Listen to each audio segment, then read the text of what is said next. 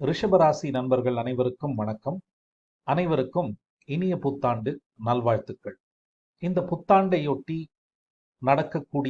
நடந்து முடிந்த 3 பயிற்சிகளை கருத்தில் கொண்டு நாம் பார்த்தோமேயானால், அதிக நற்பலன்களை அடையக்கூடிய 2 ராசிகளில் ரிஷபராசி ஒன்று. 11ல் இருக்கக்கூடிய சனி அனைத்து விதமான முன்னேற்றங்களையும் நற்பலன்களையும் வாரி வழங்குவார். குருவும் பணவரவை குறிக்கக்கூடிய 2ஆம் இடத்தில் இருக்க போகின்றார். 10ல் ராகு இருப்பதும் நல்ல நிலைதான். இதனால் வேலை தொழில் சார்ந்த விஷயங்களில் முன்னேற்றங்களும் மகிழ்ச்சியும் வெகுவாக இருக்கும்.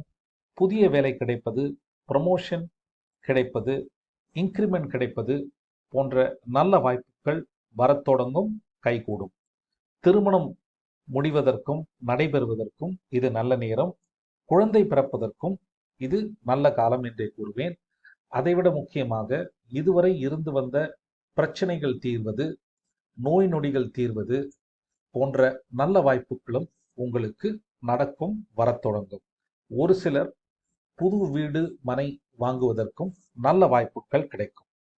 4ஆம் இடத்தில் இருக்கக்கூடிய கேதுதான் பிரச்சனை. மற்றபடி அனைத்து கிரக பயிற்சிகளும் உங்களுக்கு சாதகமாகத்தான் இருக்கின்றன. கேது இருக்கும் இடமே பிரச்சனை தான், சரிங்களா? ஏன்னா கேது டெஸ்டினி பிரேக்கர் அப்படின்னு நம்ம சொல்லுவோம். 4ஆம் இடத்தில் இருக்கக்கூடிய கேதுவால் தாய் மற்றும் தாய் வழி உறவுகளுடன் பிரச்சனைகள், கருத்து வேறுபாடுகள், சண்டைகள் வருவதற்கு வாய்ப்பு இருக்கு. வண்டி வாகனங்கள் பழுதடைவதற்கும் வாய்ப்புகள் இருக்கு. ஒரு சிலருக்கு வீடு, நீங்கள் இருக்கக்கூடிய வீடு பழுதடைவதற்கும் வாய்ப்புகள் இருக்கு.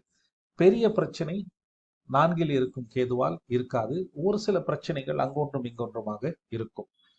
மற்ற பயிற்சிக்கு, சனி பயிற்சியாகட்டும், குரு பயிற்சியாகட்டும், ராகு பயிற்சியாகட்டும், உங்களுக்கு நல்ல சாதகமாகத்தான் இருக்கின்றது. ரிஷபராசினர் இந்த நல்வாய்ப்பை, நற்பயிற்சியை கண்டிப்பாக நல்ல முறையில் பயன்படுத்தி கொள்ள வேண்டும், சரிங்களா? இதுவரை நாம் பார்த்தது பொது பலன். துல்லியமாக பலன் எடுப்பதற்கு நாம் ஜனனகால, அதாவது உங்களுடைய பிறந்த நேரத்தில் இருக்கக்கூடிய கிரகங்களின் நிலைகளையும் வைத்துத்தான் துல்லியமான பலன்களை எடுக்க முடியும்.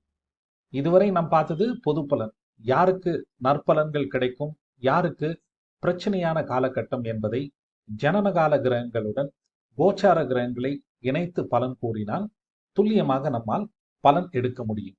உங்களுடைய சுயஜாதகத்தில் இங்கே குறிப்பிட்டுள்ள இடங்களில் குருவோ சுக்கிரனோ இருந்தால் நற்பலன்கள் அதிகமாக நடக்கும்.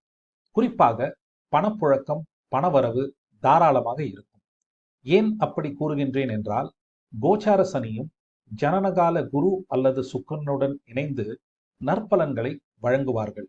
அதே போல கோச்சார குருவும் ஜனனகால குரு அல்லது சுக்கிரனுடன் இணைந்து நற்பலன்களை வழங்குவார்கள். இங்கே நான் குறிப்பிட்டிருக்கும் 2 அமைப்புகளில் ஏதோ ஒரு அமைப்பு இருந்தால் போதும். இந்த 2மே இருக்க வேண்டும் என்று அவசியமில்லை. ஏதாவது ஒன்று இருந்தாலே நற்பலன்கள் அதிகமாக நடக்கும். இந்த அமைப்பு குழந்தை பிறப்புக்கும் ஒரு நல்ல அமைப்பு என்றே கூறலாம், சரிங்களா? இது நல்ல பலன். யாருக்கு பிரச்சனை அப்படின்னு நீங்க கேட்டீங்கன்னா, உங்களுடைய சுயஜாதகத்தில் நான் இங்கே குறிப்பிட்டிருக்கும் இடத்தில் சனி இருந்தால் கோச்சார கேதுவும் ஜனனகால சனியும் இணைந்து வேலை தொழில் சார்ந்த விஷயங்களில் பிரச்சனைகளை தரலாம். எந்த அளவிற்கு பிரச்சனை என்பது உங்களுடைய சுயஜாதகத்தை பொறுத்தது. அதே போல சூரியன் இங்கே இருந்தால், சூரியன் கேது இணைவு ஏற்பட்டு தந்தை, அரசு, மேலதிகாரி சார்ந்த விஷயங்களில் பிரச்சனைகள் எழலாம். ஒருவேளை இங்கே சுக்கிரன் இருந்தால், சுக்கிரன் கேது இணைந்து பெண்களால், குறிப்பாக இளம் பெண்களால் சில பிரச்சனைகள் வரலாம். இத்தகைய இணைவு ஒருவேளை ஆண் ஜாதகத்தில் இருந்தால் மனைவியுடன் கருத்து வேறுபாடு, பிரச்சனைகள் வருவதற்கும் வாய்ப்பு இருக்கு. அதே போல செவ்வாய் இருந்தால் சகோதரர்கள் சார்ந்த விஷயத்தில் பிரச்சனைகள் வரலாம். இத்தகைய இணைவு பெண்கள் ஜாதகத்தில் இருந்தால் கணவன் மனைவி இடையே பிரச்சனைகள், கருத்து வேறுபாடுகள் வருவதற்கும் வாய்ப்புகள் இருக்கு. அதே போல நான் குறிப்பிட்டுள்ள இடத்தில் கேது இருந்தால், இங்க என்ன பாருங்க, கோச்சார சனி, ஜனனகால கேது, இவை 2ம் இணைந்து வேலை தொழில் சார்ந்த விஷயங்களில் பிரச்சனைகளை தரலாம். ஓகே, ஒருவேளை நான் இங்கே குறிப்பிட்டுள்ள இடத்தில் ராகு இருந்தால் உங்களுடைய உடல் ஆரோக்கியத்தில் கண்டிப்பாக கவனம் தேவை. இப்படித்தான் பொது பலனில் இருந்து குறிப்பிடும்படியான பலனை நம்மால் எடுக்க முடியும்.